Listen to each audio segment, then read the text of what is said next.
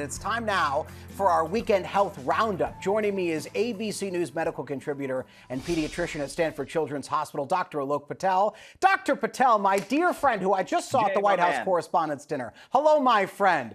The FDA. The second half of this party duo. That's right. That's right. They didn't even know they were going to get this much fun out of you and me. But we have to talk about medicine. So stop talking. We have to talk about medicine. I'm just kidding. To you at home, we're friends. The FDA just approved the first at-home test for cervical cancer screenings. This is an alternative going to doctor's offices because it can be uncomfortable and even traumatic, this kind of screening. But what should patients know about this alternative? So Jay, what patients should know is there's definitely some promising data with this new device called TL1.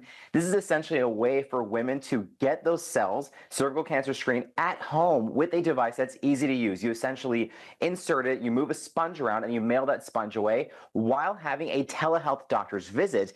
And in previous clinical trials, there was a high amount of not only accuracy, but also in user preference. Because if you think about it, people don't have to go to a doctor. For some women, it is uncomfortable. And this may prove hope when it comes to reaching certain areas, such as those that are rural or undersourced. We know that cervical cancer screening, pap smears, can prevent cervical cancer, and they've done so, but not every woman who is eligible above the age of 21 gets it done. So hopefully in a combination of more awareness and telehealth and devices like this, we can prevent many more cases of cervical cancer in the future. So the FDA has approved 2 new food dyes for expanded use, and they come from quote-unquote natural sources. And it comes as HHS, now under Secretary Robert F. Kennedy Jr., has pushed to phase out petroleum-based food dyes. And from what we've seen, nutritionists are kind of divided on this. And could those artificial dyes be harmful the way the Secretary claims, et cetera? Help us separate fact from fiction here.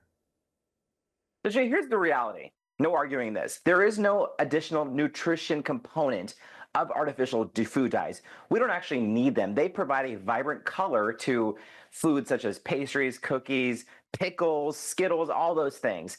The data does show that the consumption of these artificial food dyes may increase hyperactivity in some children. But what I want people to pay more attention to is everything else in those products, such as the salt, the sodium, the other additives, the calories, and all that, because this food dye ban is a voluntary ban that's not really going to take effect for 2 more years.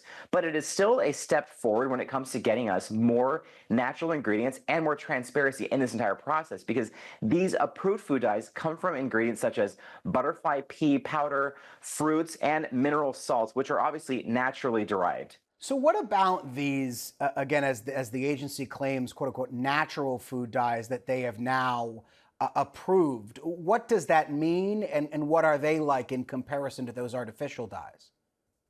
So if and when this actually goes through and manufacturers comply, we will be where a lot of other countries in the world are, including places in Europe where they have these natural food dyes. If you look at certain cereals in Europe where they're using ingredients such as beet powder, even saffron, mineral salts, you will see they have a slightly more dull color, but people can rest assured know that these are natural ingredients. But I stress again, people should take it upon themselves to read ingredients, know exactly what dyes they're comfortable with giving themselves, their friends and family, but also pay attention to all the other ingredients as well, because in the long run, that makes a bigger difference when it comes to your health.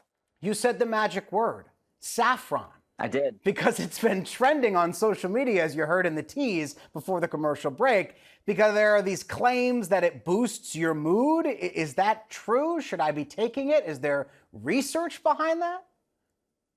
You know, it is Mother's Day, Jay, and my mom said, "I told you so," when I talked to her about this story in saffron, because Indians have been using saffron for years for different medicinal benefits. And if you do go look on TikTok, a lot of people claim that saffron can boost mood, handle anxiety, help with premenstrual symptoms, even lift up sex drive. But if you look at the research, there is a lot of research out there potentially showing a benefit of taking saffron for mood, even against placebo or other antidepressant drugs. But I want to stress to everyone, you want to make sure you're doing this alongside a healthcare professional, because you don't want to self-diagnose.